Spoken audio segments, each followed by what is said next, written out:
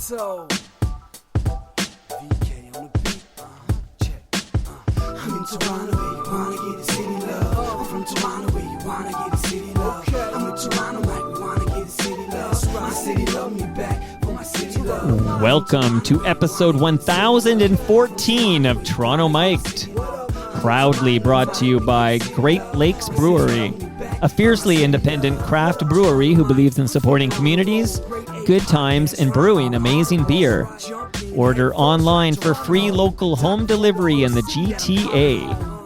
StickerU.com. Create custom stickers, labels, tattoos, and decals for your home and your business. Palma Pasta. Enjoy the taste of fresh homemade Italian pasta and entrees from Palma Pasta in Mississauga and Oakville. Ridley Funeral Home. Pillars of the community since 1921. Canna Cabana. The lowest prices on cannabis, guaranteed. Over 100 stores across the country. Learn more at cannacabana.com. And Ryobi. Join the cordless revolution with Ryobi's 18-volt One Plus system. There are 260 tools in the system, and it's available at Home Depot. Joining me this week, and I am totally stoked about this, Jeanne Beker. Welcome, Jeanne. Well, howdy. I'm thrilled to be here. What a nice, warm welcome. Well, I got to tell you, I've been looking forward to this for quite some time. It's been in my calendar for a while, and I'm just so glad you're here. And I will tell you this, and this is the truth. You know, I do a lot of these. This is episode 1014, but rarely do I get the reaction I've been getting when I announced that Jeanne Beker was going to make her Toronto Mic debut. People are very excited about this. Well, that's really nice to hear. I mean, it's not like I've totally disappeared, although some people may not be aware that, you know, I'm on TSC and that I have a podcast and that I'm still out and about. But yeah, you know, listen, I miss a lot of people from the good old days. And I certainly had a chance to live some of the best days, I think, ever. You know, wow. So we're going to have a lot of fun reminiscing today, I'm sure. We're going to reminisce, but you mentioned a podcast. So maybe off the top, let these podcast listeners know where they can find your podcast. Anywhere you find your podcast.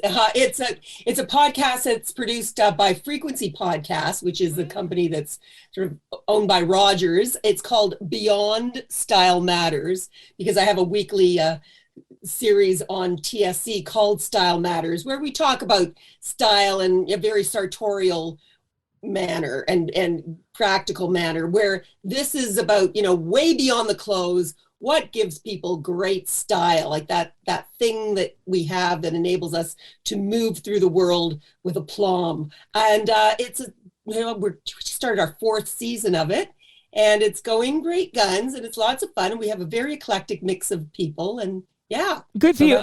I mean, I know nothing about style, which you probably could guess by the fact I'm rocking a Great Lakes Brewery hoodie here for our hey, that style. They're one of your sponsors, right? Oh, that's true. How stylish of you to sport their logo. But not only that, I mean, you know, listen, the hoodie it rules today. It's all about streetwear, right? No, you look fabulous. You have great style because you're a very kind person. I've sensed that about you since you started communicating here, and that to me is, you know, the absolute, you know, ruler in style is kindness. Well, that's very kind of you to say, Jeanne. And I feel I should disclose to the FOTMs listening that this is the 3rd time we've Zoomed, but the first time that I recorded you for Toronto Mic'd, because you appeared on, I want to get my podcast right, but you appeared on the Feminine Warriors podcast. Right. Correct. And of course, you're the voice of the intro and the outro of the new podcast, Mind Over Matter, which is about women's brain health from the Women's Brain Health Initiative. And you're the voice of the intro and the outro, like I said. So Yeah, very honored to have that gig. Not really a gig. It was just something they asked me to do. And I'm on the advisory board of Women's Brain Health and have been for several years now. So that's just such a great organization and bringing so much important information to women. So that was really nice. Nothing to do with fashion or style in the conventional sense, and not really, part of the pop culture world that I usually inhabit. But yeah, very, very, very proud to be associated with that podcast. We actually dropped episode 2 this morning. So episode 2 of the Mind Over Matter podcast, Women's Brain Health Initiative. And you can hear Jeannie on that. But I got a great note for you from another client whose podcast I produced, Dana Levinson. I'm going to read it to you. When she heard you were coming on Toronto Mike, she wrote me and said, "This is amazing. Jeanne Beker is a force and a trailblazer. She paved the way for many women in television. She made it better than okay to be a badass and was a voice for working women. Can't wait for this episode." So you've inspired many, including Dana. Well, that music to my ears, that really means so much. And yeah, I mean, I got to do some really cool stuff at a time when not as many people were given those platforms, and it was just amazing. We did get to do a lot of trailblazing in the old City TV days, without question. I mean, but I even go back to my old days. I started as an actress when I was 16 years old. I started acting professionally, and then my love of acting took me to New York to study acting, and I was getting professional gigs. I got a union card and the whole deal. And then I became intrigued with mime, corporal expression, right? Where you don't really have to use words, but you can still really communicate with anyone on the planet because language isn't a barrier. I thought that was really cool. So I went to Paris to study mime with the old man that taught Etienne Decroux. I'm sorry, his name was Etienne Decroux. He was the old man that taught Marcel Marceau. Right. And he also taught David Bowie mime, if you can believe that. So wow. I ended up then, this is going back to the 70s, right? Like 73, 74. Then I moved to St. John's, Newfoundland in 75. And I was the only trained mime artist in the province, but there wasn't much work for mime artists, my dear. So I ended up knocking on the door of CBC Radio, and saying, I should be reporting on the arts for you because I've studied art and I understand about the arts, and there's no one really doing that, if you can believe that. Because in the old CBC arts reporting is totally hot and happening now. But in those early years in the 70s, there wasn't that much of it going on. So I got a gig on this radio noon show, which was basically a consumer show. But I was talking to people about, well, should they spend the $5 on that theater ticket, or should they spend the $8 on that album? And so I approached it from a consumer's point of view. I interviewed all kinds of great artists that were on the scene, of musicians and storytellers and actors. And I did that for 3 years, moved back to Toronto, which is, it's so weird, right? I'm like the only mime artist in the province. I get a job in radio. Right. Now I never shut up because I just talk so much. And I moved back here, got a job at 1050 Chum, which was the station I grew up under the covers with when I was a kid with my transistor radio, right? I couldn't believe I got that gig as their good news girl. And serendipitously, that was the year that Chum Radio bought City TV, this hip little TV station in downtown Toronto, and they decided to cross promote the radio personalities into the TV end of things. So I got picked up along with JD Roberts, now John Roberts of Fox News, and JD and I went over to television to do the show called The New Music, which was, again, of course, so groundbreaking. Like, no, in those days, no one was really interviewing the rock stars. This was like pre-MTV. This is like 1979. Right. And we were going on the road with the rock stars and into the studios with them, into their hotel rooms with them, and into the bathtubs with them. Well, at least I went into a bathtub with one of them. That's a whole other story. I sat on the edge of the tub. He was in the Who was in that bathtub? And Andy Summers from The Police. There's a cool video on YouTube if you ever get a chance. Just Google Andy Summers hair on fire, and you'll see this whole scenario playing out with me and Andy Summers in a bubble bath. Anyway, I got to do some really cool stuff. We were flying by the seat of our pants and just making it up as we went along. Okay. Very, very cool. Well, listen, I have more questions about the new music, and that was fantastic. That whole mime part of your career is a bit of a mind blow to me. It's just mime. It just seems rather random. But I mean, if you're into the arts, I guess that's an art, and then why not? No, but right? I mean, back in the 70s, I don't know if you remember a Shields and Yarnell, this really cool, girl and guy team out of San Francisco, and they were doing, the robotic stuff. Right. Or listen, Robin Williams was performing mime, at Washington Square Park in New York. I mean, it was a cool thing to do. I mean, it sort of got creepy after a while, but yeah, it was pure art, and it was communication. It was theater. Amazing. Okay, so just before we get you back to the new music there, I mentioned the Dana Levinson praise, right? So Dana's been in the industry for like 2 decades, but also I want to say Michelle Mackey, who is fairly new to the industry, although she's making her mark at City, your old stomping grounds there, and then 680 News. But she wrote me in to say that when she was 16 years old, she was on a flight with you, Jeanne Beker, and she was so excited that after the flight landed, she introduced herself to you and told you that she wanted to be a journalist, and you were so very kind and encouraging, and Michelle never forgot that, and she's living her dream today. Wow, that's so nice. Well, that makes me feel really good, and that's why it pays off to be kind to people along the way. You just never know who you're going to inspire. Right. I get at least 5 times a week, but from people like I meet on the street, or oh wow, you inspired me to follow my dreams and pursue a career in fashion. Or I really get that a lot. And it wasn't me maybe who inspired them. It was the fact that I was with this really fabulous show, FashionTelevision, that was reporting on a scene that no one else was really reporting on in that way that we were reporting on it, because we were really glamorizing it and reporting on it as a kind of an entertainment. I was an entertainment reporter. I wasn't like a fashion journalist. Of course, I grew up loving fashion, as any girl in the 60s, loved fashion. Right. And, I was the first kid on my block with go-go boots, and my mother used to make all our own clothes. But I did not know about, who Coco Chanel was. And when I started that FashionTelevision gig, it was just like, pick me. And I really lobbied to get that role, because they were going to give it to some cute young model or something. And I was like, no, I paid my dues in the rock and roll trenches. It's time for the next big thing. I want to do a fashion show if you're going to be doing one. We ended up inspiring so many people because we opened up a window onto this world that had not really been exposed at that point.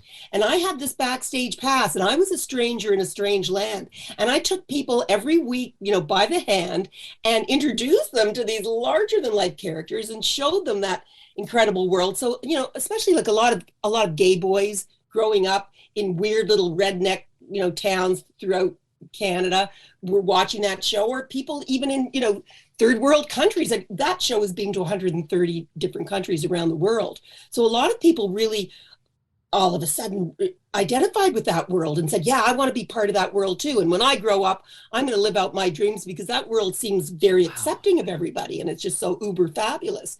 Now, in retrospect, I do say, I think we created a bit of a monster. Sometimes I think maybe we shouldn't have inspired that many people to get into the fashion business, because it ain't an easy business to survive in, to say the least. And it's increasingly difficult. And we created a monster. Well, hey, listen, Jeanne, hold my hand. We're going on this journey together, and that's a great teaser, because obviously the new music and FashionTelevision, so much ground to cover. 2 super quick notes, though. So I did the Dana and I did the Michelle, and just really quickly, Gear Joyce, also an FOTM, good friend of the program here, he just points out to me, he wrote the book that Private Eyes was based on with Jason Priestley, and he wanted me to know, you guested on Private Eyes?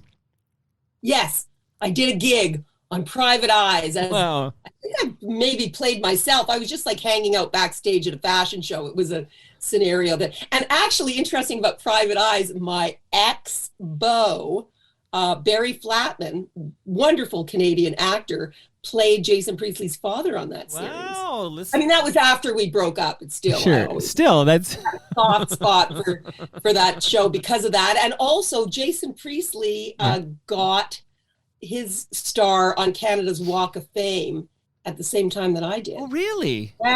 Yeah. So that was a whole. So Small World. Shout out to Gare Joyce. I know they canceled Private Eyes, but big mistake. Private Eyes had a very loyal following, was a great show, and maybe it gets resurrected on some streaming service at some point. But David Amber. So David Amber, you'll see his face on hockey coverage if you ever tune into Hockey Night in Canada or whatever. And he just, simple tweet from David when he heard you were coming on Toronto Mike. He said, "You're the GOAT." Now, Jeannie, back in the day, if I called you a goat, you'd be insulted possibly, but goat's a good thing. I know. It's a good thing, yeah. the greatest of all time. Okay, so before we get heavy, I did a little homework, and I realized something, which I wonder how much this shapes your, trailblazing and your courage as a woman in a male-dominated field, kicking ass, taking names. But your parents were Jewish Holocaust survivors. Wow. Yes, they were.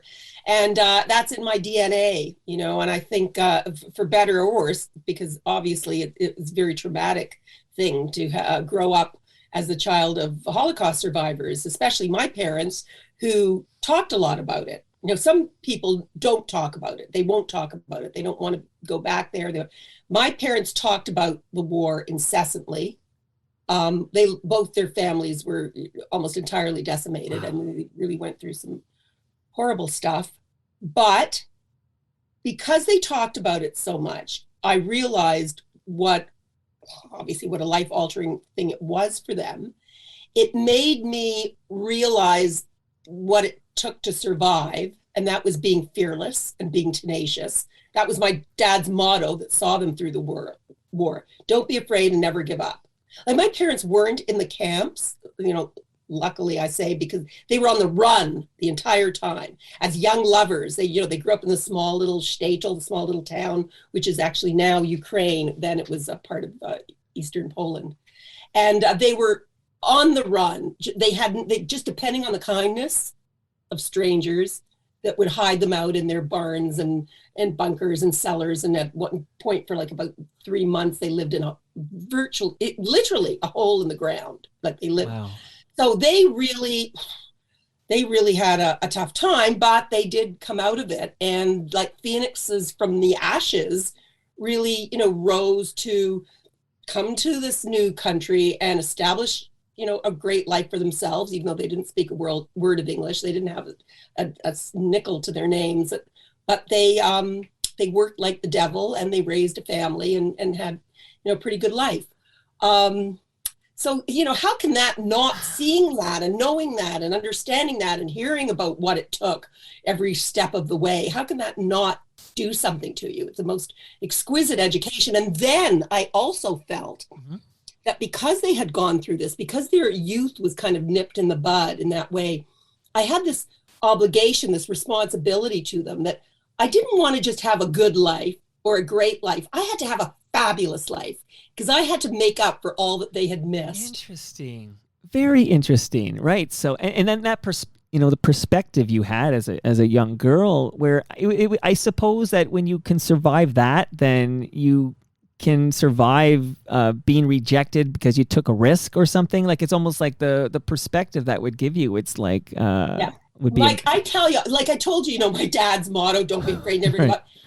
I'd be running after Karl Lagerfeld at a fashion show trying to get like a 30-second soundbite. Right. And, the scrum of the press, and like I'd be elbowing my way through the crowds, thinking to myself, hearing my dad's voice, don't be afraid and never give up. Go for it, go for it, go for it. Right. And, it was that kind of chutzpah, which is that Yiddish word for balls, basically, being right. gutsy. You got chutzpah. I had that kind of chutzpah. Even as a kid, like when I was 16 years old and I went to audition for this CBC sitcom. Like, I didn't have any acting experience. I just wanted to be on TV, and I got the role. We need to name that sitcom, because you've referenced it a couple of times, but this is Toby, right? Yeah, Toby. Okay, so well, I think it lasted one season, however. Sadly, there's no like digital remnant of Toby on YouTube because I searched high and low. I couldn't That's find. too bad. I wonder in the archives of the CBC there must be something. That would There's be got to great. be. Well, got to be. I will ask my friend Retro Ontario if he can find me any stitch of Toby. I would love to find it. But this is the late 60s. But just before we get you to Toby, there was a question from AG who would basically the question is, what does she remember from her high school days at William Lyon Mackenzie Collegiate? Well, there's a lot I don't remember because it was the 60s, darling, if you get what I'm saying. And I also skipped out of high school a lot. I mean, apologies to my late great parents. I forged so many notes. Now, my best friend at the time, Jackie Feldman, who was just a real hot babe at the school, she and I would skip out and go down to Yorkville and hang out on the streets of Yorkville at the riverboat and at the penny farthing, at the, upper crust, all these cool places that any of you who grew up in that era will remember. Right. And we just, we just had a blast. It was great. But I shouldn't be telling you about that because that's not about the school. What do I remember? I remember hanging out in the parking lot, having a smoke. We used to do that a lot. I remember so many of the great characters, so many of the great high school kids. They were just some fabulous people that we just felt like such a community back then. It was a great time. That being said, I didn't really do that well in a lot of, like failed math, was just couldn't stand geography. There's certain subjects that didn't really speak to me. And some of the teachers didn't like them too much. Others were okay. When you were in Yorkville, because when you talk to kids today, they're surprised to learn that Yorkville was like this hippie haven, like this where the folk singers would perform, right? And it was a whole different vibe back in the 60s. But did you ever go to a coffee house there called the Purple Onion? Or no? Yeah, the Purple Onion that was in New York. Okay, well, yeah, I think they stole the name, of course, but I think I probably did, but I was hip enough to know because I had an older sister who was, and still is incredibly hip, right? And she taught me so much. She was like the original beatnik, and she actually went to William Lyon Mackenzie too, but she was a few years ahead of me, and so I would have known that the Purple Onion was a ripoff of the New York one. I went to the Mina Bird. Yeah, that was great, and saw groups like Luke and the Apostles, Rick James. And the Mina Birds. He took the name. Yeah, absolutely. Cool. Yeah, and then I got to meet Rick James and become kind of friendly with him. I think I don't know if this is on YouTube, but I definitely remember being in a hot tub with Rick James and being in a swimming pool and riding on his skidoo. And I went to visit him in Buffalo with the new music. We did a story on. Right. Yeah, he was a draft dodger up here from Buffalo, as I recall. Yeah, he was. We did a story on him in Buffalo. Right. We went down there, and I got to meet a lot of my. I danced for Ronnie Hawkins at the first Toronto Pop Festival in 1969. I was 17 years old. It was at Varsity Stadium, and I just went to the Pop Festival with my friends. It was, all fabulous. I wore this. I always remember what I was wearing. I guess that's because I'm in the fashion business. Can I guess? A yellow bikini. A yellow bikini. With black pom-poms. Yes. Okay. And a pair of low cut hip hugger bell-bottom blue jeans, a pair of Jesus sandals. Anyway, so I was there moving and grooving and, shaking my pom-poms in the audience pretty close to the stage. There were 60,000 people there. And Ronnie was up on stage singing Bo Diddley or something. And and King Biscuit Boy was, I think, on stage with him playing the harp. He actually pointed at me and said, "Hey, you, come on up here." Because he saw me, shaking my booty. And I'm like, "What? Who, me?" And one of my friends, Esther Goldfluss, said, "Yes, he's talking to you. Go, go." And she was a kind of pushy person to begin with. And she pushed me, and a big cop lifted me up on stage and put me up on stage. And before I knew it, I was grooving and, to the Ronnie Hawkins beat. It got captured by photographers, so there are pictures of that all over the place. You can, and Yeah. Peter Goddard, who was writing, a great rock reporter, who was writing for the Toronto Telegram at the time. He had a column called After 4 for the youngsters. And so the next day, there's this picture of me in my bikini top dancing with Ronnie Hawkins on the stage of the Pop Festival. My mother wasn't happy. My mother was like, all the women from her Hadassah chapter were phoning her. Oi, your Jeannie is dancing.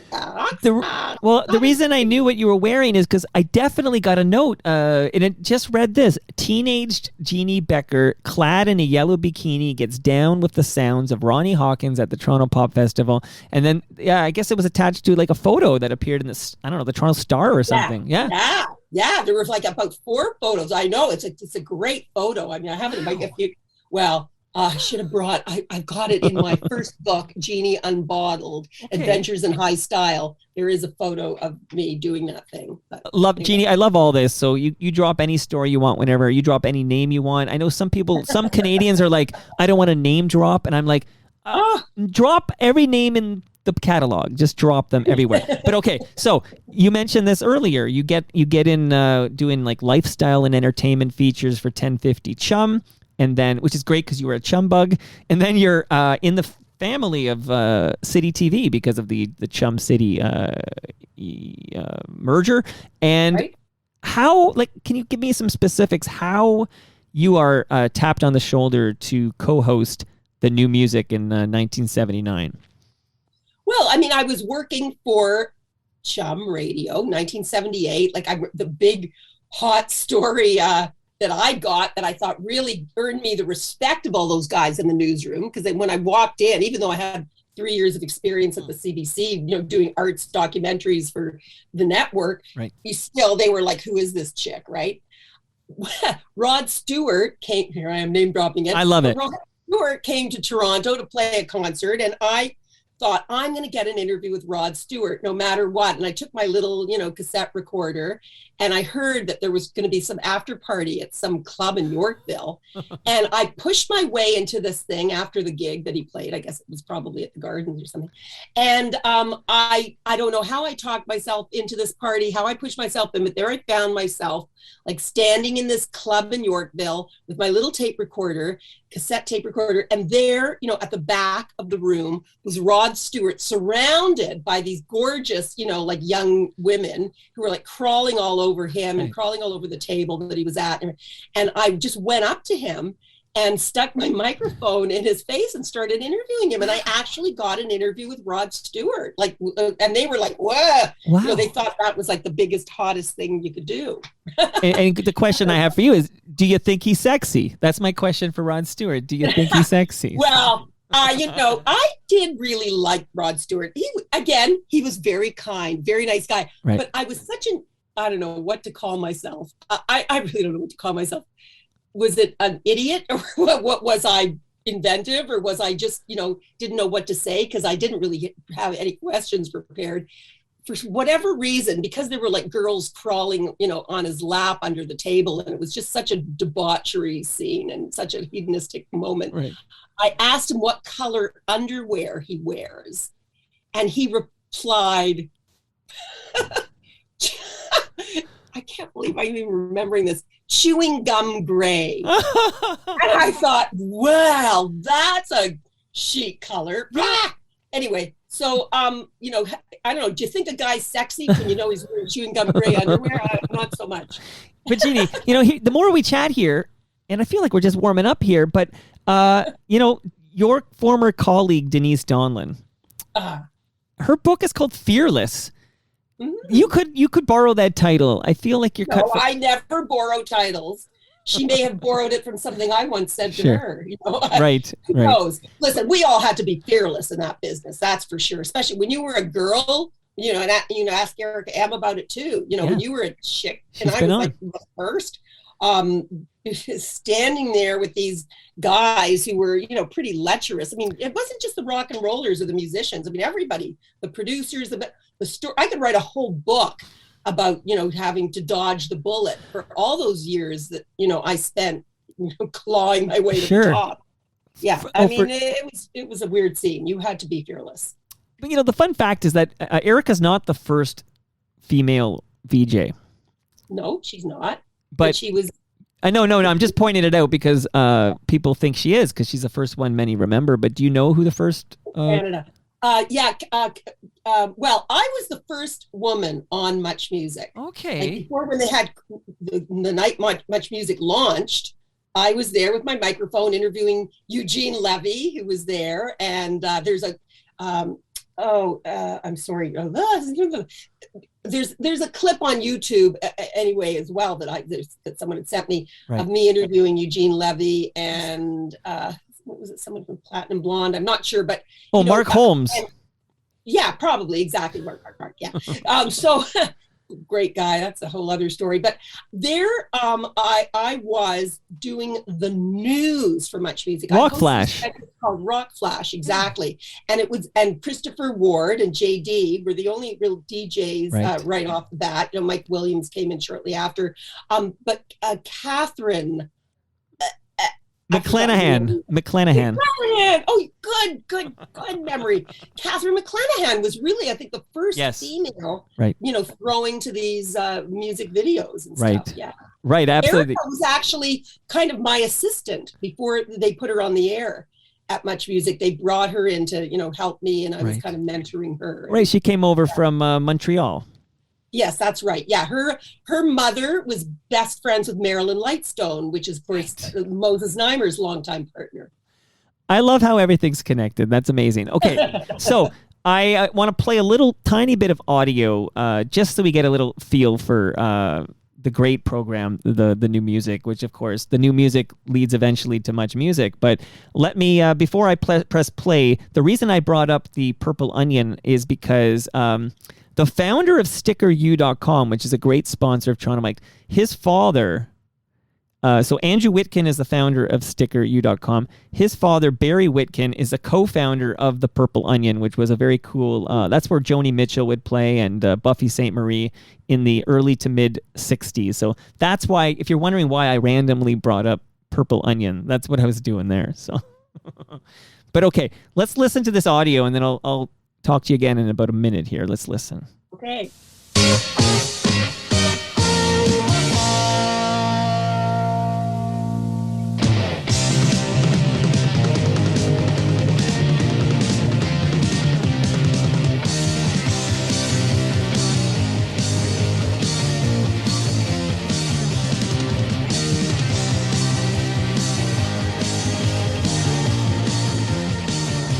Welcome to the new music. I'm J.D. Roberts. And I'm Jeanne Beker. First on the show tonight, one of the most decadent people in the rock world. Since leaving Yes in 1973, Rick Wakeman has undertaken some extravagant tours using 45-piece orchestras and 48-voice choirs. Even though he's lost a small fortune on some ill-advised enterprises, Wakeman's hung in there to produce some of the most commercially successful fusions of rock and classical music in the 70s. Not only is Rick Wakeman a successful musician, but he's also the director of 11 companies, handling everything from musical instruments and recording studios to renting out his fleet of Rolls Royces. He also owns a racehorse, which he keeps in his stable outside of his mansion in the English countryside. Here's Rick Wakeman. He's so straight, he's a weirdo. I'm sure you get this question all the time, Jeannie, but here, okay, there it goes. Did you have any inkling like that J.D. Roberts wanted to do news, like when you were working with him? Absolutely. Even though he wasn't like, he wasn't like an intellectual kind of, reader or anything like that.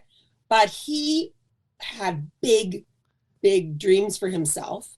And very often used to say to me, one day I'm going to go to the States and I'm going to get a job in network news. And I would look at him in his mullet and think, yeah, right. And I just didn't, even though he was very good at what he did. Right. We used to, the late great John Martin, who, the new music was his brainchild. He really came up with the whole idea for it and kind of invented that kind of television stylistically too, that smash and grab kind of television. John Martin used to call JD like a kamikaze. Like you could drop him into any situation and he'd run with it. So he was very good in live situations.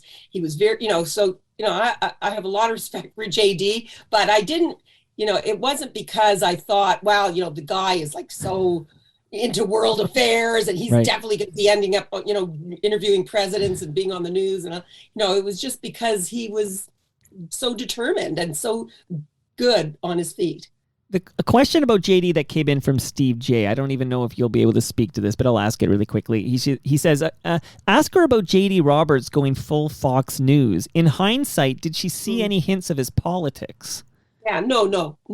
Absolutely. I didn't see any hints of his politics at all. It was never anything to do with politics. Right. We weren't in that world at all. In those days, especially, it was about rock and roll. But if anything, I mean, JD wasn't the kind of guy that would be, sitting around with the band, smoking doobies at the end of a gig or something. That wasn't him either. So I did think he was sort of conservative. I mean, at one point, I think he said he had started to study dentistry, or he was going to be a dentist. Right. And he was, a kid from Mississauga that, there was something almost like clean cut about him.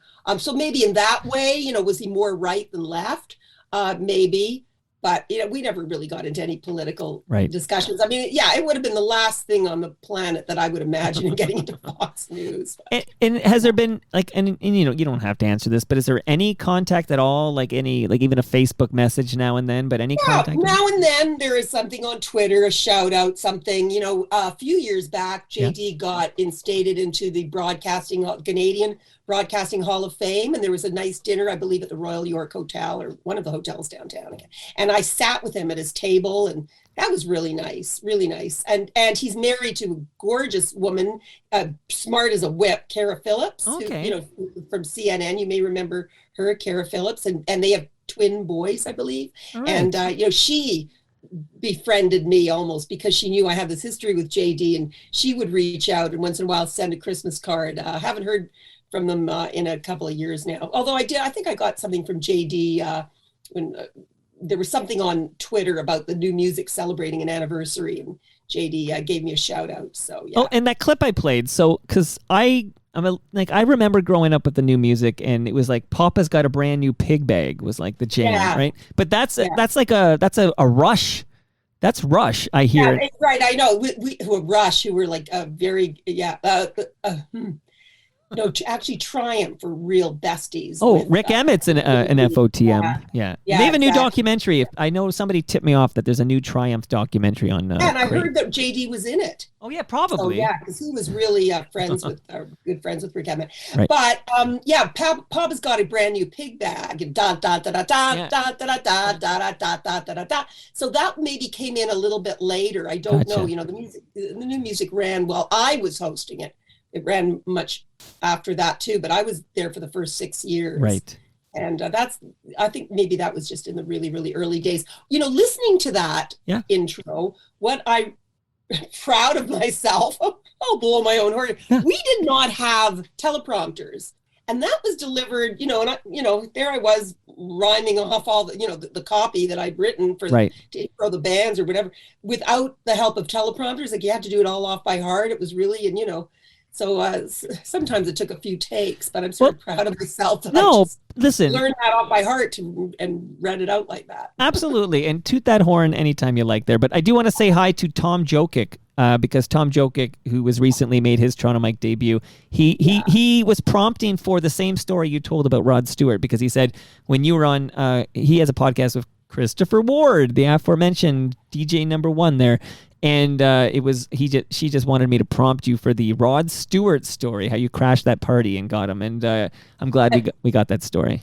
And actually, Tom found the actual audio of that interview and sent it to me. So I do have it somewhere buried. Okay, because if I had it, I'd play it right now. Actual little interviews there. Well, thanks, Tom, for sending it to me. But he did say, have fun with Jeannie, and I am having a good time here. So you're at the new music. A bunch of questions came in about the new music. One is from Mark Hebscher, who has a great podcast called Hebsy on Sports. And Hebsy said, she did a fantastic interview with Frank Zappa back in the day. That's when I first took notice of her. Do you remember your Frank Zappa chat? Oh, I had a great relationship with Frank Zappa. I absolutely, he was very avuncular to me. You know what I mean? But like, he was like an uncle. He was like, Well, then I'm getting my dictionary out. I need to. I don't know. That's a $5 word there, It's Jeanne. not a word I use every day, but it's a good description for Frank. He was such a sweetheart. And if you've seen the documentary, quite a good documentary on Frank called "Eat That Question," Right. I don't get 1 second of credit on it, which is fine. They don't even say where they got the interview from. I don't know if they stole it or whatever, but they use a big deal, a huge deal, a big amount of that interview in that documentary, Eat That Question. I was one of the few journalists, and although I really didn't even think of myself as a journalist, and, you know, we were very careful not to be that pretentious, that I was a rock reporter. But I was really one of the few in the media that Frank was very, you know, upfront and honest with and sincere with, and didn't give me a hard time at all. Actually, he took me out to dinner at this wonderful place in Toronto. It used to be very chic, called the Three Small Rooms. You know, it was in the Windsor Arms Hotel. And I remember he ordered a bottle of, you know, Chateau, something, you know, some Margot, like one of these really expensive wines. Not that he needed to do that to impress me. And he never, ever came on to me, even though he did invite me up to his hotel room to talk to me about his wife and his family. And I mean, I interviewed him on several occasions. And one time when he came to play the CNE, and I went to interview him backstage again, and I told him I really wanted to go to LA. Like, I just had this penchant that I thought, you know, I've gone as far as I can go in Toronto. If I really want to go to the next step of my career, I should go to LA. And he probably gave me the best advice ever. You know what he said? What did he say? He said, darling, you know, if you go to LA, don't forget to bring, sort of, this is gross, but hey, we're on a podcast, we can talk. Don't forget to bring a pair of knee pads and a jar of Vaseline. And I thought, when I heard that, I thought, okay, maybe I won't go to LA, because I just, you know, I trusted him. So he was so smart and so loving in that way. And just really, I felt he wanted to protect me or something. Anyway. Sharp as a tack, too. Oh my God, a genius, truly. Absolutely. Gone far too soon. Gone far too soon. Now, there's another gentleman. I got 100 questions about someone. I'm going to save that just for a minute, because I'm going to ask you about a little band from Dublin, Ireland. I don't know if you've heard of them. They're called U2. So 2 questions. Well, many questions, but I'll read a couple. Andrew Marriott said, what was it like drinking tea with U2 when they were completely unknown? And then Manoj says, there's this great early 80s interview she did with Bono and Adam at a diner in Toronto. She asks Bono, will success spoil U2? His answer? I hope so. Did she ever get a chance to interview them again? Did it spoil them? Please speak to us about this U2 interview before they were famous. Yeah, they came to Toronto to play, you know, and it was like, okay, you know, they can talk to you at like, you know, 12:30 a.m., you know, in some like little donut shop or whatever. And I sat there. And I think Bono had a cold or something at the time, and he just wanted to drink his hot tea. Okay, first of all, I must preface this all by saying I adore the Irish. Absolutely love the Irish. One of my, you know, best friends is an Irish designer, and I go to Ireland. I haven't been there in the last couple of years, obviously, but I've gone there frequently. Absolutely love it. The Irish are just such great salt of the earth people, and that's what I thought of Bono. I mean, I just really, really loved him. Very, very cool guy. You know, you don't know though. Like, I interviewed so many people. Some were one-hit wonders. Some you never heard about again. Some went on to, you know, huge global stardom. So how do you know at the time? But I interviewed him, several times after that. And actually, we did a story on him between about 2003 and 2009. I was editing a couple of magazines, editor-in-chief of FQ magazine and Sir magazine. These were big, like, oversized glossies. And we did an interview with Bono for this Sir magazine, which was the men's wear magazine that I was editing. And he came to town around that time too. And we had a big, you know, kind of party at a restaurant with him. And he was there, and, you know, he was so sweet. I mean, you know, he just looked at me, and I was going through kind of a tough time because my salary had just been slashed in half by the city TV gang, whatever. They all of a sudden it was getting too expensive to, I guess, produce fashion television, and they decided to cut back on everything. And I could maybe sue them for wrongful dismissal, because it was like, what? After all these years, you're slashing my salary now? Yeah, constructive dismissal. Yeah, exactly. So there was no way I wanted to, leave that show. So I continued on, so I got this other gig to supplement my income, editing the magazine. And I was feeling kind of bad about myself. And I remember he said, you're a star, as the Irish often call people a star. He was so lovely. And I have a great picture of him hugging me that's on my piano in my living room to this day.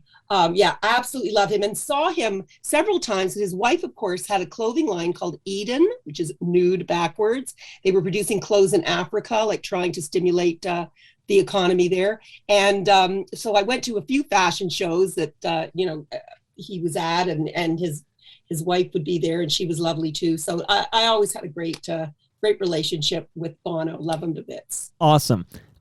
This is a 30-second promo for this fantastic show. Let me just play that. Toronto has a lot to say about J.D. Roberts, Jeanne Beker, and the new music. They cover everything. I watch it every Saturday night. Well, they know what's happening on the music scene. It's what rock and roll is all about, right? Now, the video is my favorite part. It gives me a chance to see what I'm hearing. I like the sound. I like the fast beat, pace, everything. They're both really good. They look like they really get into it. It really gives a lot of support to the Toronto music industry. It's the best thing of its kind on the air. The new music, Saturday nights at 10:30.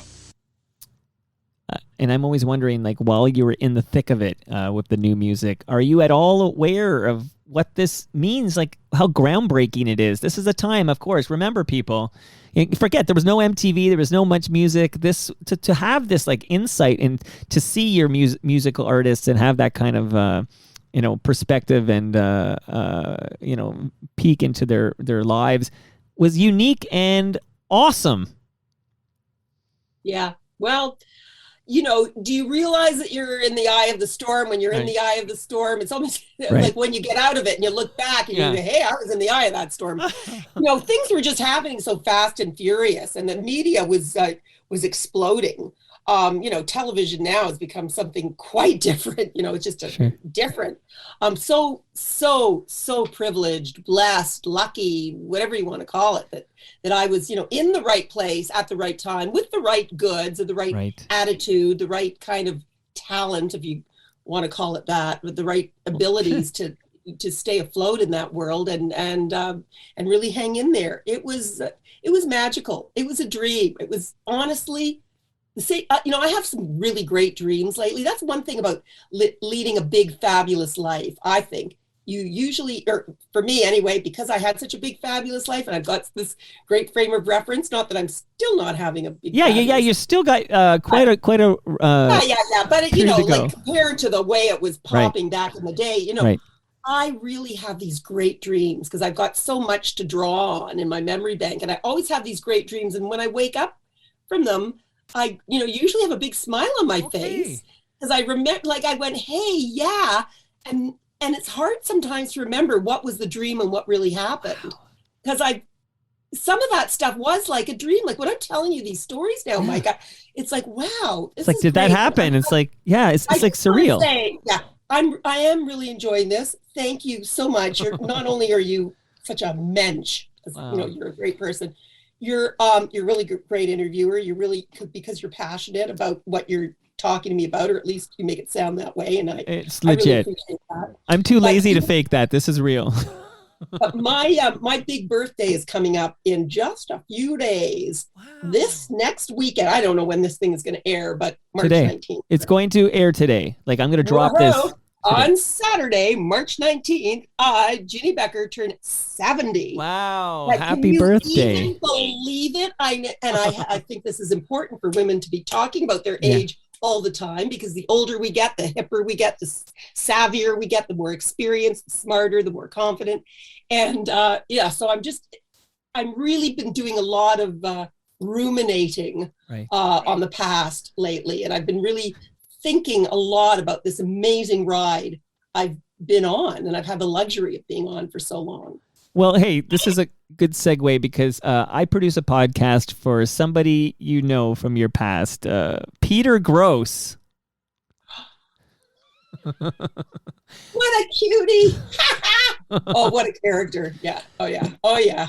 So, Peter, I was chatting with him on the phone. This is the other day, and I mentioned, I said, I'm chatting with Jeanne Beker on Monday, and Peter he made sure to let me know how he was always fond of you. He always admired you. And then he said he went on a date with you. And I won't give any details. It's none of my business. And I'm very happy for both of you. But he was telling me a little bit about, I guess, you were wearing a dress designed by Taller Cranston. Like, he remembers all these details. Oh, God. I totally, the minute you said that, I thought about what I was wearing. I was wearing Taller Cranston, the great Olympian, late great, you know, so sad that Taller's gone because he was very, very, very, very close to me. He was like my confidant, and he was my mentor. I'm sorry. And Taller invited me to go to the Genie Awards with him. That's what they used to call the Genie Awards, were, I don't know, like they had the Gemini Awards, which were for TV, I guess. See, he thinks it was a Woodbine racetrack. No, I'm telling you about the dress. Oh, okay, sorry. I'm sorry. Yeah, okay. So Taller decided that he was, because he was my style mentor, he was going to buy me this amazing dress that he saw in a window. It was designed by Wayne Clark.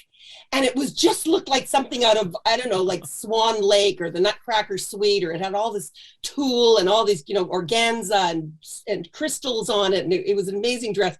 So I didn't have much of an occasion to wear that. But when Peter Gross, the fabulous Peter Gross, asked me to accompany him to a party at Woodbine Racetrack, which was like his home away from home. Sure. And it was like it still is.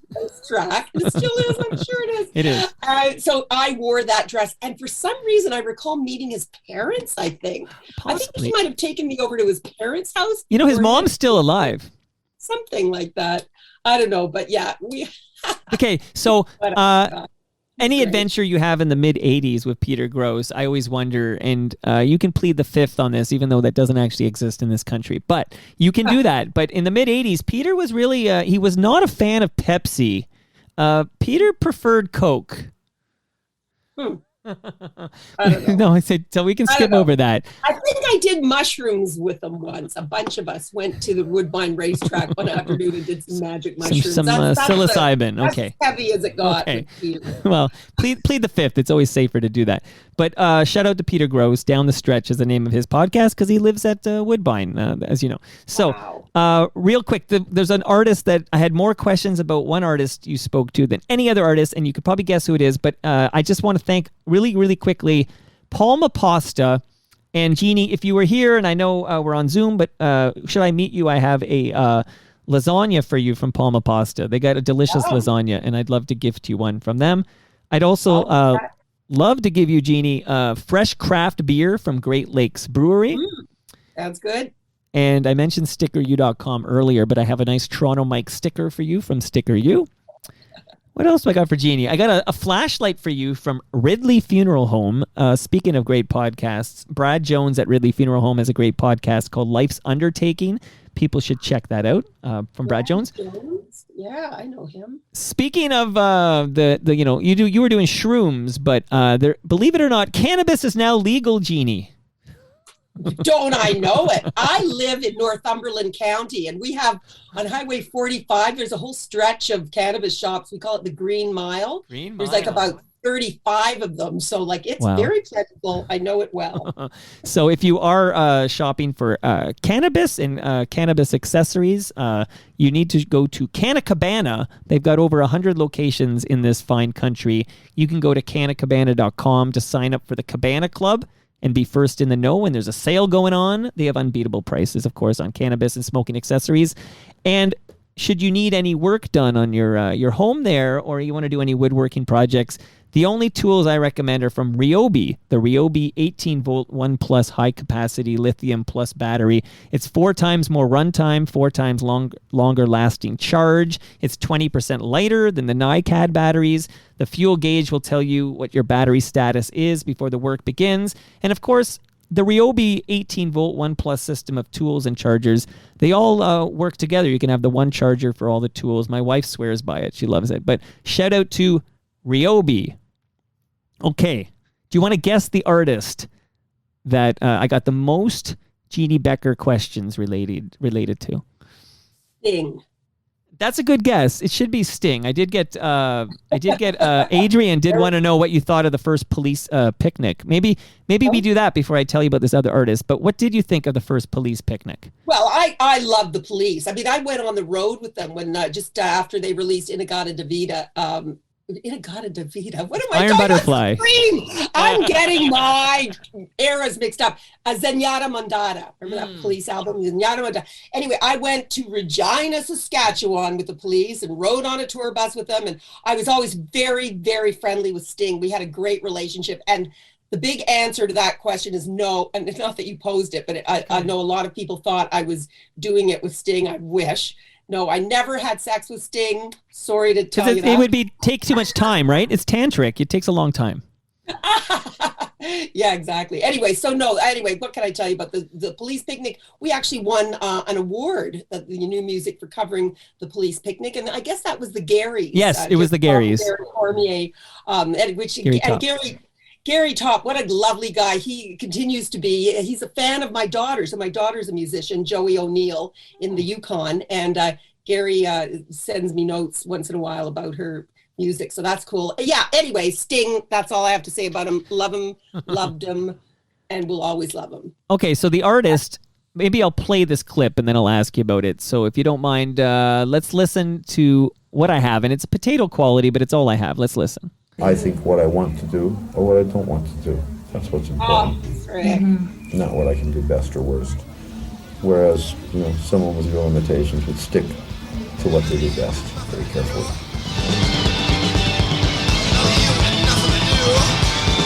You really are something else. Yeah. In other words, you're about to say I'm a No, I'm not saying anything. What are you into? I can't believe it, man. Okay, that's a wrap. Cut. No. Gee, Iggy. I'm happy to talk to you. I know, I can tell. I'm not insulting you. No, I know. Come on, give it a good break. I'm honoring you. You're honoring me? I don't think so. Okay, that's Iggy Pop with Jeanne Beker. Tell us what the heck was going on there. Yes. Well, oh, jeez. Okay. First of all, for all those of you who really want to know that, I have video proof of Iggy Pop coming on to me like gangbusters at the Heatwave Music Festival, which was probably about, a year before, which, of course, I rejected his advances, as all smart young women would have. So Iggy, I think, had a bit of a bone to pick with me. Because of that. And I actually, I've got a demo reel, a new music demo reel that's on my website. My website's terribly out of date, but if you go to jeannebeker.com and you go to, there's a portion that's called video, I think. And then if you go to the new music sizzle reel, you'll see Iggy Pop putting his hand on my ass, or I don't know if I captured that part of it, but he's actually, telling me that he was trying to pick me up. Right. So here's that undercurrent. I was at my parents having a Friday night dinner, it was really late at night, and I get a call from John Martin, who was the producer of the new music, saying, can you go down to the Danforth Music Hall? Because we got an interview with Iggy Pop after the show. It'll probably be 2 a.m. by the time he's ready to do it, but please go. And I went, okay, fine, I'll go. I was dressed because I was at a Friday night dinner with my parents, so I probably wasn't wearing the sexy vinyl jeans or the kind of, I didn't look as rock and roll as maybe I normally looked when I was doing the show, but whatever. Right. I got to the Danforth Music Hall. I go into the dressing room. Iggy's sitting there, I don't know what kind of gig he had because I missed the gig. I wasn't there for it. And he's drinking out of a Mickey of Jack Daniels, so he was really, drunk. I mean, he was. He'd been drinking a lot. and he was just into this very dark thing. And he just started, because I said in the most innocent way, he told me that he was writing a book. And I said, oh, is that your first attempt at writing? And he got really pissed off that I used the word attempt. He goes, attempt? I don't attempt anything. I do it. And then he got into this really weird. I am now listening to that because that was so many years ago. Like, I don't even know. I was maybe like 28 years old or something. I thought, you know what? I handled myself pretty well. You can imagine, Mike, how many interviews I've done in my years, like, since starting my interviewing thing in the media, like in 1975 in Newfoundland. I honestly tell you that I have never walked out of an interview. I've never shut down an interview. I've never said, you know what, I'm out of here. But he was so insulting and rude and creepy. I just said, I'm out of here, and that's it. So, what can I say? I hope we're not ending the podcast now, because I don't want to end on that note. Well, no, because I want to talk about fashion television, okay? Are you kidding me? Listen, but we're not ending on that note, except that I'll just shout out these kind FOTMs who sent in questions. Soccer Canuck said, ask her about Iggy Pop. And then Adrian said, please ask her how many times did Iggy Pop hit on her over the years. Did you have any encounters with him after that? After that, I can't remember, but if I did, I wouldn't have given him the time. Speaking of the Dan, I ran into him at a fashion show in New York, New York Fashion Week after that. And I didn't even want to go up to him and say, hey, remember me? Good for you. I just thought, what a jerk. Good for you. Speaking of Danforth Music Hall, last time I was there, I think I saw the Watchmen, and their drummer is Sammy Cohn, and he wanted me to ask you about the infamous Iggy Pop interview. And Steel City Music wanted me to ask you if you had ever had the chance to interview Iggy Pop after he acted like an asshole to you, and would you even want to? And it sounds like you don't want to. So I had the chance and I didn't want to, so right. I didn't. And last but not least, I'll be seeing this gentleman Thursday when he visits for the second, is it second or third episode? Third episode of Toast. Cam Gordon wants me to ask you, was Iggy like that when the camera was off as well, or was that some kind of a thing he put on for the camera, like to try to be like a cool punker? Well, I mean, when I told my cameraman to stop rolling, and I was just packed up and put my coat on, and he was like, "Oh, what did I do wrong? Oh, why is she leaving? Why? Well, I didn't do anything." So who knows if part of it was for show, of course. Yeah, well, that's all the Sex Pistols' fault. I feel like the Sex Pistols were like behind that whole like embarrass the interviewer and be like a douche or whatever for the cameras, and it gives you some kind of cred or something. I also remember waiting for Johnny Lydon at the Danforth Music Hall for like about 5 hours one night in the middle of the night, and he kept saying, "Oh yeah, just another few minutes," and they never gave me the interview. But just like that's wanted to be, just kept me waiting. I'm not even surprised. Whatever. Okay, here's a song. I'm just gonna play a bit of it, and then we're going to talk about it. This is a big one. This is the Jeanne Beker anthem, as far as I'm concerned.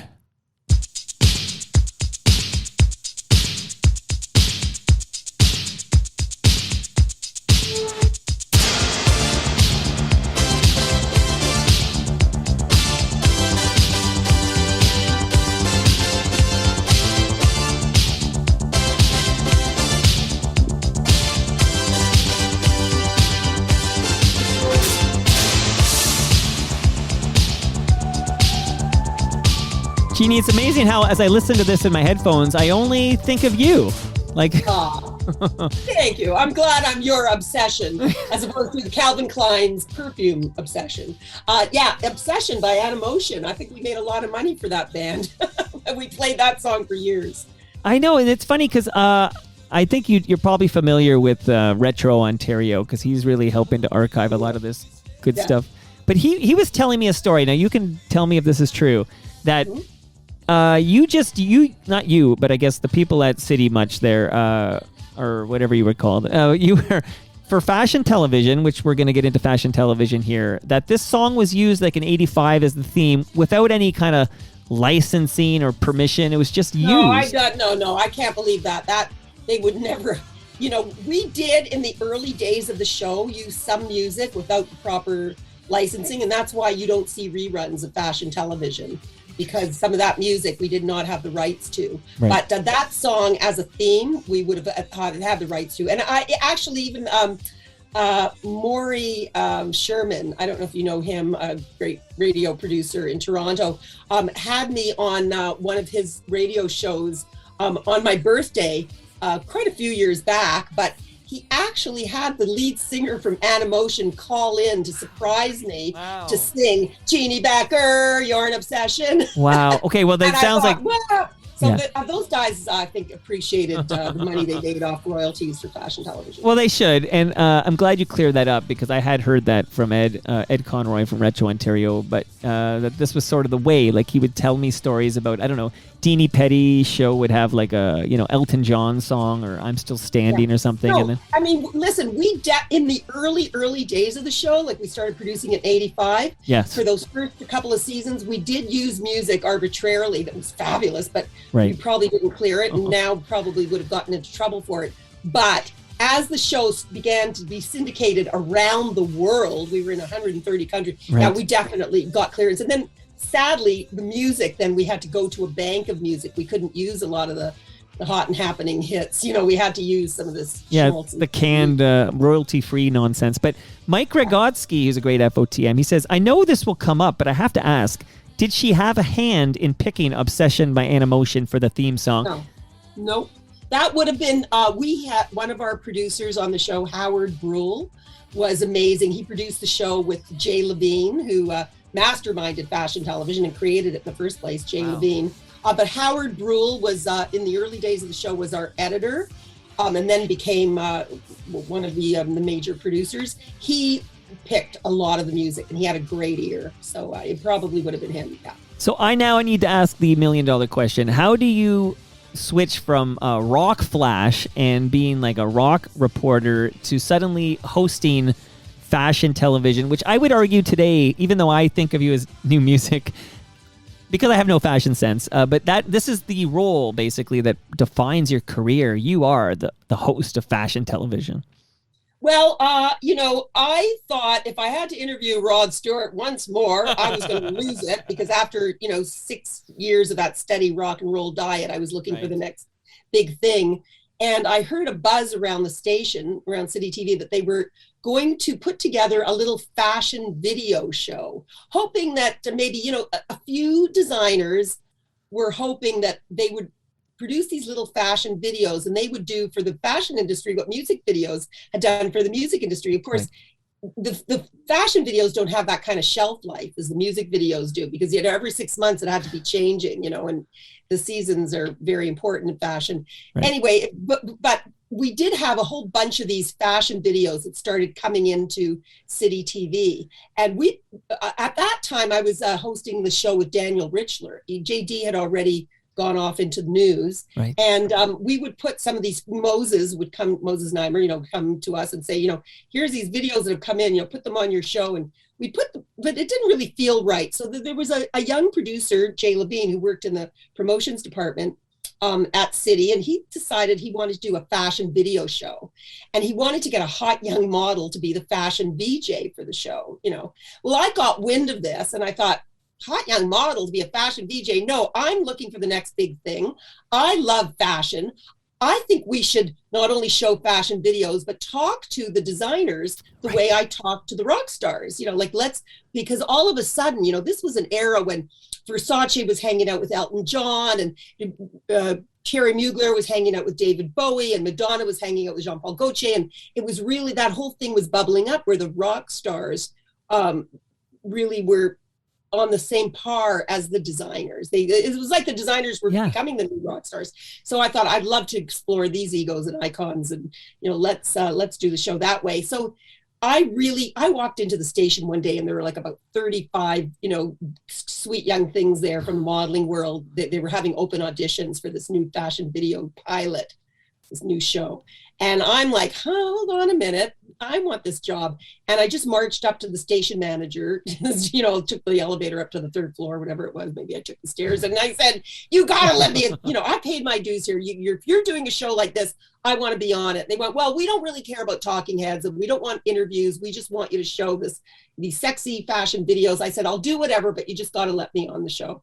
And for some reason they said, okay. I don't know how happy Jay Levine was about it. Like, you know, at one point, Christopher Ward's girlfriend, who was Alana Miles, she was auditioning or something, or they were thinking of making her the fashion VJ. But anyway, I got the gig. And after the first episode aired, which was just me and all these outfits introducing these fashion videos for the most part, they said, you know what, let's go to New York and interview designers and, you know, really get behind the scenes with designers and, you know, do basically what I had kind of suggested in the first place. And, and it was a smash hit. The show just went on and on and on. And you mentioned the global reach. How many countries?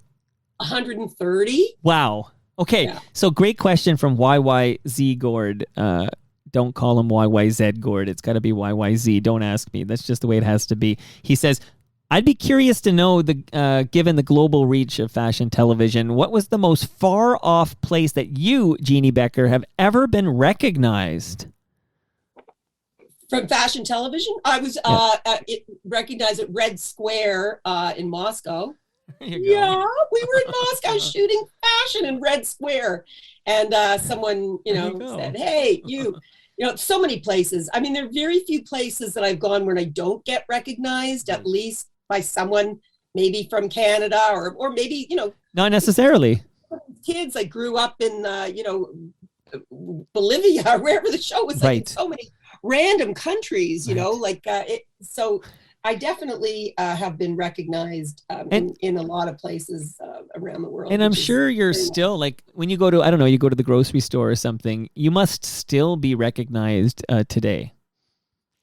Well, yeah, but I'm still on the air today. Like, I have a weekly series on TSC, the shopping channel, which goes across the country. I have a pretty substantial following on my Instagram and people, you know, people. I don't feel like I've gone away. I mean, I may have, for some people, if you're not following me or following that scene, it's like, oh yeah, whatever happened to Jeanne Beker? Well, I'm still here. I'm still standing. And I didn't mean any insult there. It's literally, I'm such a I'm just not a consumer. So it's sort of a black, you know, like, and I know that's a very popular forum. It's just not targeting guys like me who just wear free hoodies. No, you're right. I'm not in that music world anymore. So for a lot of you, you know, the music fans may think, oh yeah, what, you know, where is she or what happened to her? But they don't see, you know, because I'm still writing for a lot of publications as well. For sure. I mean, still kicking ass at 70. This is why you're inspiring. Oh yeah, I'm planning to kick a whole lot more. So look out. Okay, well, we're almost done. I know you're like, hey, Mike, this is more than an hour, but trust me, we're almost done. But it's been great. Mark D wants to know, what's the craziest thing that ever happened on fashion television? Oh, I can't answer questions like that. And no, we're, you know, after 27 years and we did 39 episodes a year, you know, can you imagine how much I was out in the field, and we would be shooting our brains out, like just shooting so much stuff that only, you know, precious minutes of it would surface like on the show. There are just like too many crazy things happen. I could never, even when people say to me, and who's the best interview? What's the best interview you ever did? Or who's the I hate to answer questions like that because it's just too much. Well, maybe you'll tackle this one. So I know we will get to the fact that after 27 glorious years, fashion television. But I'm due for another. Do you mind me calling my producer? Because I'm supposed to be doing live podcast in now 12:15. Okay, so yeah. I just have to tell her that I'm running a couple of minutes. Okay, and then I promise I'll try not to keep you too long. And I'm sorry, I didn't know about the other recording. Oh yeah, no, sorry. It's okay. Do what you got to do there. Absolutely. Okay, continue. Okay, yeah, sorry. I will continue while Jeannie's going to buy me just a little more time here, which is great. Okay, I'd say 10 minutes. Is that okay? Like if I can do this in 15 minutes because I'll do a few 15? questions. I can't because the person is coming on. Okay, then I will just burn through real quick here. We'll do it in 10 here. Quickly, and I'll even do the extra without you. Jim Slowtex just says, I want to ask you really quickly about 9/11. I know that's a big thing. Except that's a big thing. A big thing. I wrote a whole chapter about it in my book. The second autobiography, which was Finding Myself in Fashion. It was, you know, we were there for Fashion Week. We thought we were covering a Fashion Week, and all of a sudden I'm in my hotel room getting ready for the Oscar de la Renta show, and I see this, you know, madness unfolding on the Today Show because I was watching TV as I was getting ready. I couldn't believe what I was hearing. I saw that second plane actually hit the building, and at that point they were still saying a small plane has gone into. They didn't realize it was a big, you know, jet airliner. Right. And I got a call from the City Pulse newsroom saying, "Oh, you're there with a cameraman. Perfect. Could you please go down to ground zero and find out what's going on?" And I phoned my cameraman, Arthur Pressick, in his hotel room. And I said, "God, the newsroom wants us to go down and cover this thing." He goes, "I'm not going down there. Are you kidding? That's like, that looks like insanity." So we went out onto the street. And as we were walking south, I said, "Let's go just as far as Bryant Park, where the Fashion Week tents were erected, to find out what's going on with Fashion Week, because that's going to probably be canceled." And as we're walking south, there are like streams of people walking north, and some of them are sobbing, and some of them look like they were covered in ash, and they're like crying, and they're like on cell phones, or the groups of people were listening to boom boxes. There were no cars in the streets at all, except for the odd ambulance that you heard, like a police car. Sirens were everywhere. It was pandemonium. It was crazy. And I was getting increasingly scared as I continued marching down the street, and there were all kinds of rumors running rampant. Like people were saying, "Oh yeah, only 4 jets are accounted for, and there were 7 that got hijacked, and they could be here at any minute." And we're looking up at the sky and watching for. It was absolute chaos, pandemonium, panic. All I wanted to do was phone my kids. I found a phone booth and I ran to it, and of course all the lines were dead, and I couldn't get through to my family. And I'd never felt so alone and so scared. And it reminded me of all the stories that my parents had told me about, living through the war and the stuff that went on, where you'd run into some people that you knew randomly, but there was all this misinformation, and it was just ultimately horrifying. And I thought, no one is ever going to care about fashion again. Right. Like no one would ever care about something as frivolous and stupid and, banal as fashion. So I thought that whole scene was over, and my life in fashion was over. Right. But the next season it came back, and we're still doing it. So Jeannie, you've been very generous with your time, and you have to leave me now. So here, we'll wrap with this. In 2012, Fashion Television comes to an end. Why does it end after 27 glorious years? Because fashion had changed. The industry had changed. Television had changed tremendously. They weren't making the kind of money on the show, I guess, that they wanted to. Yes, we were syndicated in 130 countries, but we probably charged like $1.98 to each country to air it. I don't think it was ever a huge money maker. We had the sponsorship. Things got a little crazy in the whole TV world, as you know, and until this whole branded content thing came into play, a lot of TV shows were struggling, and there were new people, running the show. It was, it became a very different world. It started to become very corporate, and it got axed. I mean, I knew that they wanted to make some changes to the show, and I was all for that and on board with them to try and, maybe reimagine the show in a way. Right. But sadly, they just decided to axe the whole thing. And I was devastated because, I found out like that minute. Like I showed up to the station, and I was supposed to be there to record some voiceovers for the show that week. And there was a woman who was, one of the top execs at the time, who was running things, and her assistant came down to meet me at the back door of the station, saying, you just don't go to the office. Don't go to the Fashion Television office right now. I won't say the person's name, but she wants you to come to her office instead. She has to talk to you because the show's just been canceled. I went, "The show's been canceled? What are you talking about? The show's been canceled. We have this great episode lined up to go to air that week." No, that's it. They just totally axed the show. And I'm sorry, I really haven't talked about this that much, or really. It's very emotional because those kids that were on that show were so passionate about it. And Jay Levine, who was, a brilliant guy who started that show really from nothing and was the producer of that show for 27 years. And they came in and they told him to, okay, clean out your desks, and everyone has to leave. And they handed everybody, the people from HR come, when something gets axed, it's terrible. It's horrible. And I thought, okay, well, I'm toast as well. And I went into the office of this person, and she reached across her desk and she held my hand. She goes, "I promise you nothing's going to happen to you. We really value you, and you're going to stay here. You're not," because I'd worked there you know, I had started in 1978 with Chum, and then it went into City TV, and then City TV was taken over by Bell Media and CTV. And so I had been there for decades. And my life was in the archives. And she said, I promise you, we're gonna do a new show with you, and we're gonna do new projects with you, and you're not losing your job. You're still here. Don't worry. She said, I swear on my children's grave. Oh. She said, you're gonna be here. And so she was right, because I did get to stay for an extra 2 years as, you know, whatever, contributing to different shows, and just like until Marilyn I got Dennis show. right. Anyway, that was the sad saga of the end of fashion television. Okay, I feel bad. Listen, I don't want you to leave with that. But people come up to me and say, you know, you should revive fashion television. Like, let's bring it back, and I have to tell people, you have to understand, like I say, television has changed. The media has changed. The fashion scene has changed. You can't go back sometimes. You can't do these things again. It's different. The world has changed, and we all have to be thankful that we had this glorious chapter that and me especially, that I got to live and witness those times. Like, wow. Well, it's something that you know, will stay with me forever, certainly. On behalf of your fans and those who admire you, and there are many of us, I just want to say thank you. Like, being a trailblazer, you're still kicking ass. You're not done yet. Turning 70 this week. I feel like you're just warming up here. This is your and I know you have to go.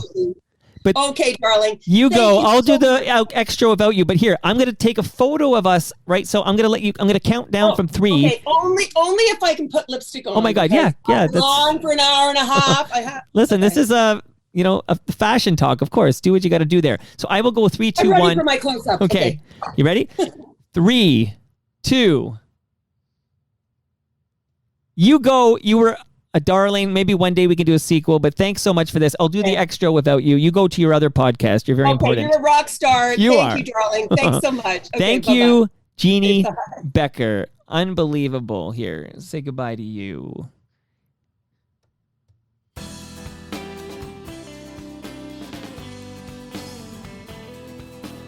What a pleasure that was. And I feel like we just scratched the surface. I'm going to predict that Jeanne Beker will make a second appearance on Toronto Mic'd. After all, as you heard her say, we're both rock stars. So we're going to make that happen. And that brings us to the end of our 1014th show. You can follow me on Twitter. I'm at Toronto Mike. Jeanne is at Jeanne_Beker. Follow her on Twitter. Our friends at Great Lakes Brewery are at Great Lakes Beer. Palma Pasta is at Palma Pasta. Sticker U is at Sticker U. Ridley Funeral Home, they're at Ridley FH. Canna Cabana are at Canna Cabana _. And Ryobi, they're at Ryobi Tools USA. See you all tomorrow when we dive deep into the history of Massey Hall.